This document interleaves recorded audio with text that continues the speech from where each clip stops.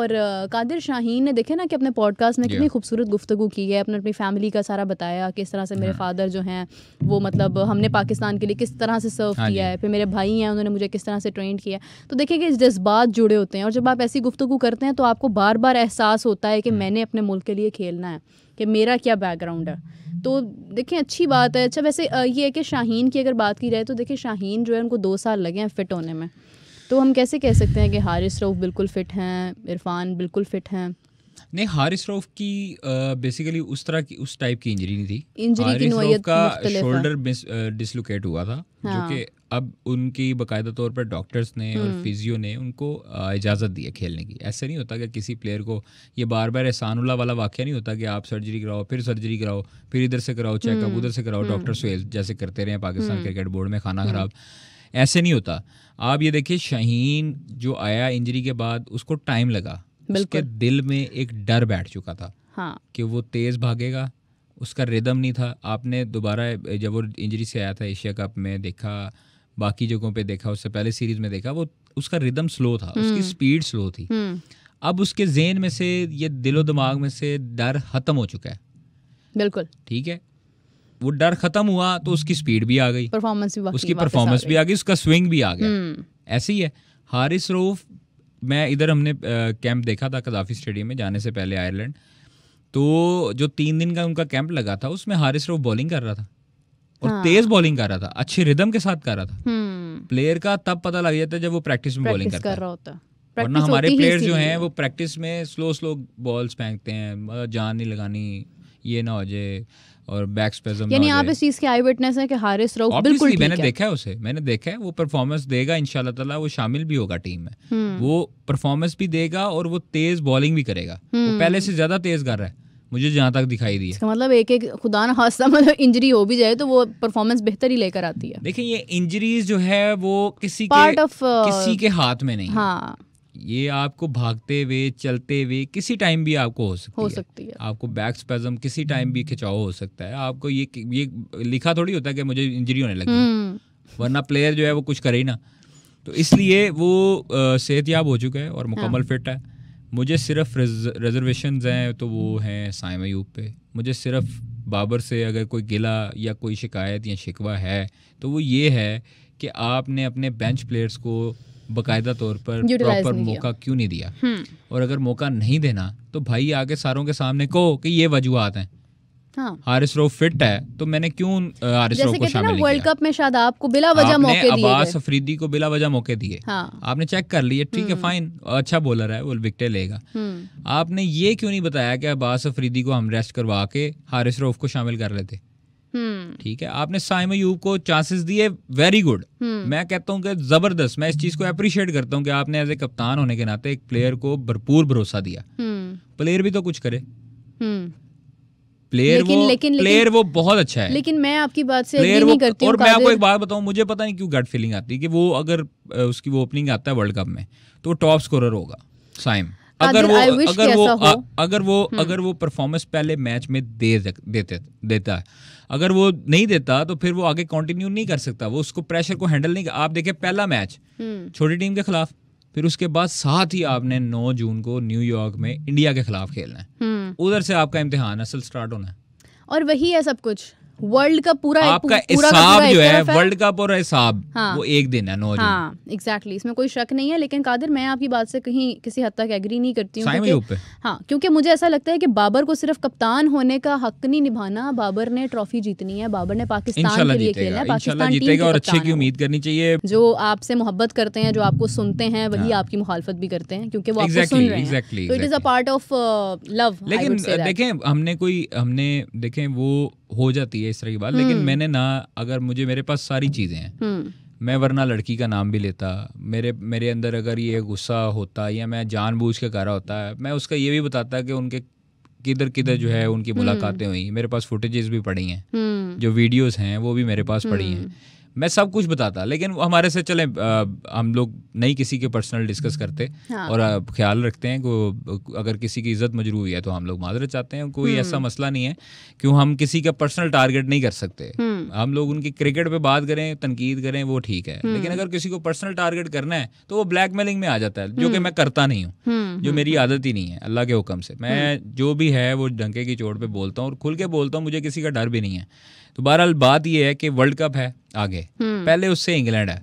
अब इंग्लैंड जो सीरीज है ना उसमें इतना मजा आने वाला ना मीरब। आप रिजल्ट क्या मुझे बताएं कि कर रही हैं? बेसब्री से इंतजार। 4 मैचेस हैं, क्या रिजल्ट एक्सपेक्ट कर रही हैं इंग्लैंड से? अब तो बड़े लड़के भी आ गए हैं आईपीएल से। पता नहीं क्यों लग रहा है कि या तो पाकिस्तान मैक्सिमम 2 मैचेस जीतेगा, बस क्या हो गया यार? मुझे मुश्किल लग रहा है कि पाकिस्तान पूरी सीरीज जीतेगा या भाई पाकिस्तान 3-1 से सीरीज जीत रहा है ये। अच्छा जी। हाँ जी, यानी आपको 3 मैचेस की उम्मीद है? 3 मैचेस हम जीतेंगे इंग्लैंड के, ठीक है? मुझे 2 की उम्मीद है। अगर 2 जीत गए तो फिर मैं आपको सैंडविच खिला दूंगा। मेरे से ना उम्मीद रखिएगा, मैं बिल्कुल नहीं खिलाऊंगी। खैर जोक्स अपार्ट, मैं चाहूँगी जितने भी लोग हमें इस वक्त देख रहे हैं वो कमेंट्स में बताएं कि आपको क्या लगता है कि इंग्लैंड सीरीज़ में पाकिस्तान कितने मैचेस जीतेगा। मेरी गट फीलिंग ये है कि 2-2 होगा, ये कहते हैं 1-3 होगा, जिसमें 3 मैचेस पाकिस्तान जीतेगा। आपको लगता है कि पाकिस्तान इस कैपेसिटी के साथ अभी फ़िलहाल 3 मैचेस जीत सकता है? अगर पाकिस्तान 3 मैचेस जीत गया तो मैं आपको ये बता दूं पाकिस्तान इंडिया से भी जीत जाएगा। है ना करें? हाँ। अच्छा, इंडिया से तो हम जीतेंगे, इंडिया से तो हम जीतेंगे। आप मुझे साइंडविच खिला रहे थे, मैं आपको इंडिया से मैच जितवा रही हूँ उसके बदले में। माशाल्लाह माशाल्लाह, पार्ट टाइम नजूमी तो नहीं हो रहे? संजानी साहब के सितारों का असर है। नहीं, मैं आपको बताऊं, इंडिया से हम लोग जीते हुए हैं। अच्छा जी। इंशाल्लाह ताला, ये मैं आपको 110% बताऊंगा, ये इंडिया से हम लोग जीते हुए हैं। बाकी किसी और को लोग जीते रहे जीतिए, इंडिया से हम जीतेंगे। अच्छा, उसकी एक वजह ये भी है कि इंडियन प्लेयर्स भी किसी हद तक अपनी फॉर्म में नहीं है। विराट नहीं, फॉर्म की बात नहीं है, देखें फॉर्म की बात नहीं है। मैं आपको बताऊं, जो 2 प्लेयर आए हैं ना उनका बड़ा इम्पैक्ट है ऋषभ पंत और नो पाकिस्तान से। अच्छा, पाकिस्तान से इमाद और आमिर। हाँ, इनका बहुत इम्पैक्ट है। ये तो है, मैं मानती हूँ। मैं सिर्फ एक गुजारिश करता हूँ बाबर से कि खुदा का वास्ता है, इमाद से आप अटैक करवाया करो, शाहीन को आप अटैक रखा करो, उसके बाद जो आपने बॉलिंग करवानी वो तो फिर नसीम शाह भी तो है ना यार, नीचे है नसीम आपका। या अगर इमाद वसीम है, बिलफर्ज अगर आप कहते हैं कि नया बॉल इमाद करे, नया इमाद करे, जो पुराना एक स्टाइल चलता हुआ आ रहा था जिसमें 11-12 T20 मैचेस जो है वो हम सीरीज जो है मुसलसल जीते थे, मुसलसल सीरीज जीते, उसमें आप देख लें कि अटैक इमाद करता रहा। क्योंकि ओपनिंग जो है ना वो इंडिया से करनी है रोहित और जायसवाल ने जी, ठीक है, और जायसवाल मतलब शाहीन को काउंटर कर सकते हैं। तो आप अपनी स्ट्रेटेजी बदलते हुए यार बदले ना, आप ओपनिंग इमाद से करवा सकते हैं। आप करवाएं, क्योंकि आपका पूरा वर्ल्ड कप एक तरफ है, ये अगर आपने तजुर्बात करने हैं तो फिर इसी तरह करें ना यार, करके तो देखें।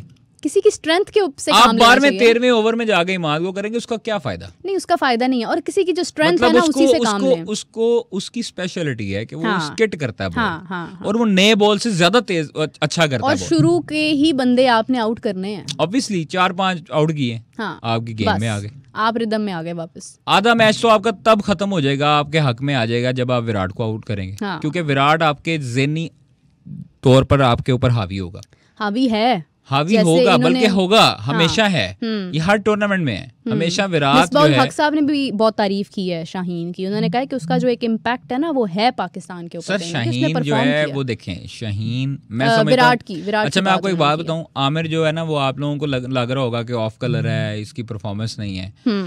आमिर एक ऐसा बॉलर है जो बैट्समैन के टेक्निक और बैट्समैन की जहनियत के साथ खेलता है, यानी जैसा प्लेयर वैसी गेम। ऑब्वियसली आमिर अभी जोर नहीं लगा रहा, आपको वर्ल्ड कप में आमिर नजर आएगा जो आमिर है। क्या बात। शाहीन, और एक तरफ शाहीन को संभाल रहे होंगे बैट्समैन, दूसरी तरफ आमिर को संभाल रहे होंगे, ये बड़ा वक्ता पड़ने वाला है, मैं आपको सही बता रहा हूँ। अगर तो न्यू बॉल से आमिर को देते हैं, क्योंकि मैंने देखा न्यू बॉल जो है वो शाहीन और नसीम कर रहे हैं, आमिर को आता है नीचे बॉल, तो आमिर की ये स्पेशलिटी नहीं है T20। तो अब आमिर से शुरू करवाएं या इमाद से करवाएं? सर इमाद को करवाएं, ठीक है, इमाद के 2 ओवर गुजर गए, ठीक है, आपका बॉल नया है, आप फिर उसके बाद शाहीन आमिर को लगा दें, शाहीन या पावर प्ले में, ठीक है, ये मैं पावर प्ले की बात कर रहा हूं। आपने 2 ओवर करवाए, ठीक है, इमाद को 2 ओवर करवाए शाहीन को, 2-2 ओवर हो गए, साथ ही आप आमिर और नसीम को ले आए,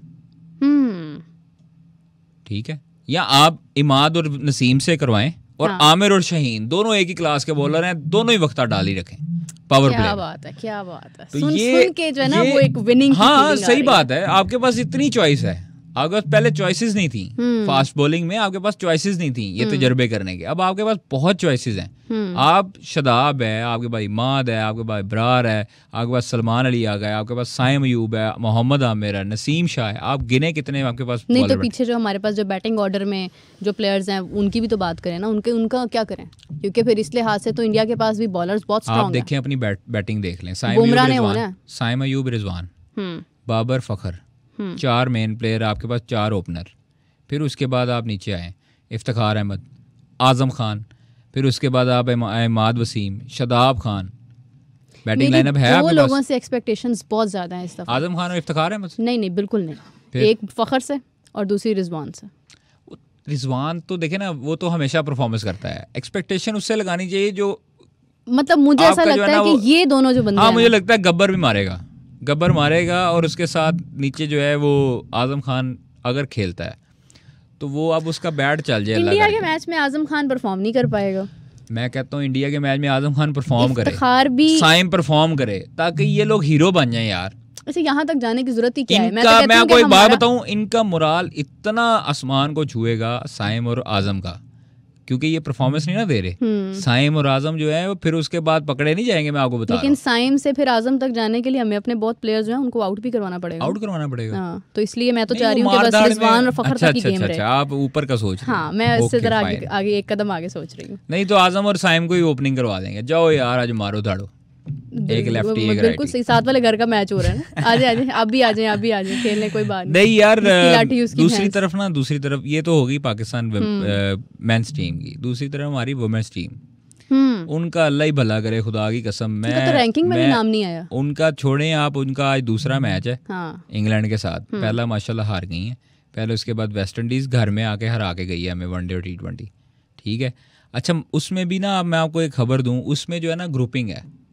अच्छा, ठीक है, हर लड़की, मतलब मोस्टली जो लड़कियां हैं वो बिस्मा मारूफ और फातिमा सना इस ग्रुप की हैं। यानी पाकिस्तान क्रिकेट टीम में निदा डार जो इस टाइम पे कप्तान है ना, वो मैं समझता हूँ कि उससे अच्छा प्रोफेशनल और उससे अच्छी माइंडसेट रखने वाली, क्रिकेट को समझने वाली कप्तान पाकिस्तान को नहीं मिलेगी। लेकिन वो क्या करे, आपके पीछे बेंच पे लड़कियां ही नहीं हैं। आपके पीछे जो बेंच पे लड़कियां हैं वो जनाब बिस्मा आपी और फातिमा आपी के पास हैं, ठीक है। यानी कि उधर भी यही गेम चल रही है, उधर ज्यादा खतरनाक गेम है भाई। उधर तो कोई, इधर तो कुछ है ही नहीं है, बेचारे शरीफ से। उधर जो गेमें हैं ना, वो मैं आपको बताऊं, आप दंग रह जाएंगी।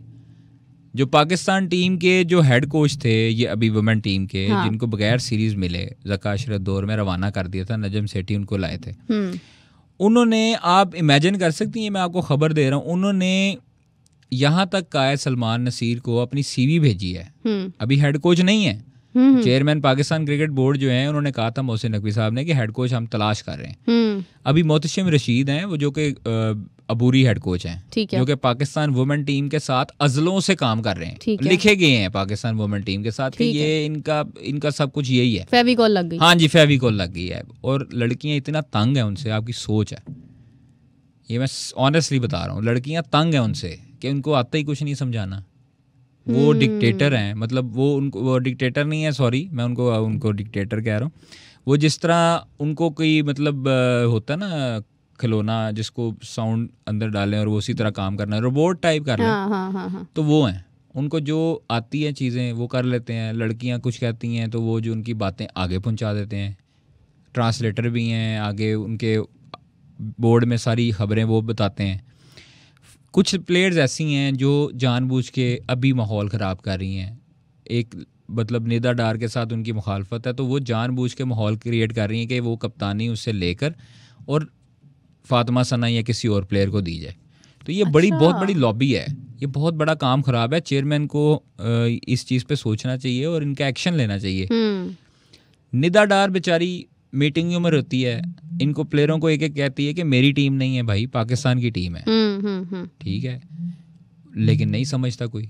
फिर उसके बाद जो है वो प्लेयर्स की परफॉर्मेंस नहीं है। अब उनको अगर निगाहदार बैठाएगी या ऊपर हेड कोच बैठाएगा तो वो शिकायत लगा देती हैं।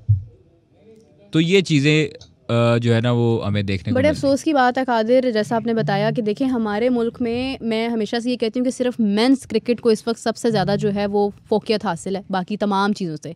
आपकी बास्केटबॉल, आपकी फ़ुटबॉल, आपकी हॉकी, इवन कि अगर क्रिकेट की बात की जाए तो आपकी वुमेंस क्रिकेट भी कहीं ना कहीं तनाज़ुली का शिकार हो रही है और उसमें ग्रुपिंग हो रही है। तो इस चीज़ को बिल्कुल गौर करना चाहिए, क्योंकि आपके खेल ही आपको दूसरे ममालिक के साथ जोड़ते हैं।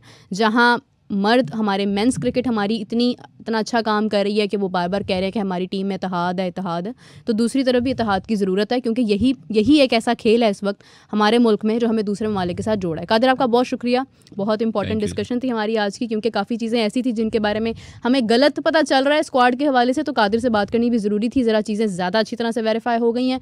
सो एवरीवन कीप वॉचिंग, आपसे मुलाकात होगी नेक्स्ट एपिसोड में, तब तक के लिए बाय बाय।